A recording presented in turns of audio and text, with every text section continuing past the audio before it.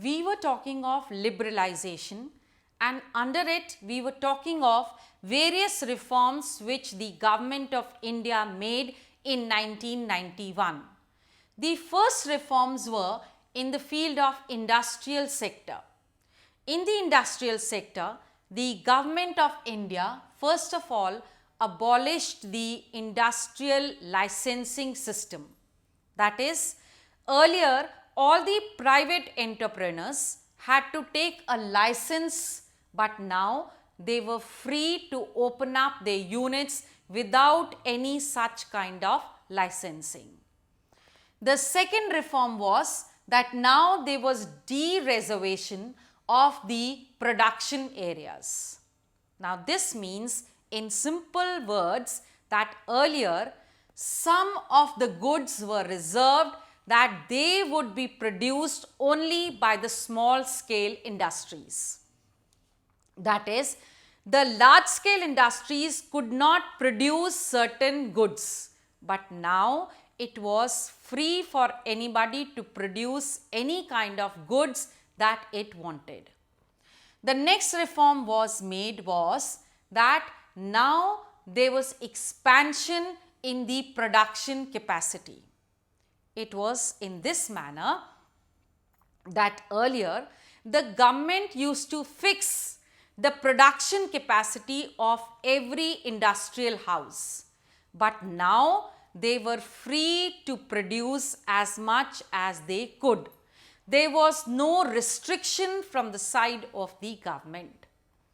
The next is that the government gave freedom for the import of capital goods. Earlier, if a private entrepreneur wanted to upgrade his machinery, he would have to take permission from the government to import such a machinery. But now it was free, he can import any kind of machinery or any other such equipment as he requires. So these were the reforms which were made in the industrial sector, which definitely gave a boost to the production areas of the private entrepreneurs. The next reforms are in the financial sector. The financial sectors of India, that is the banks and the cooperatives, are all managed by the Reserve Bank of India. This Reserve Bank of India before 1991 acted as a regulator, the one who regulates, holds, but after 1991 it took the shape of facilitator, as of a helping hand.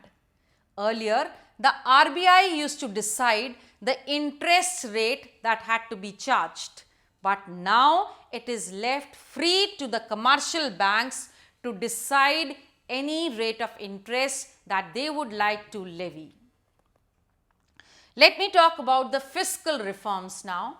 In the fiscal reforms, lot of such reliefs have come to the people because earlier the tax structure was very complex, so most of the people used to try and evade or escape from it. But now the tax structure has been simplified, so most of the people like to give taxes.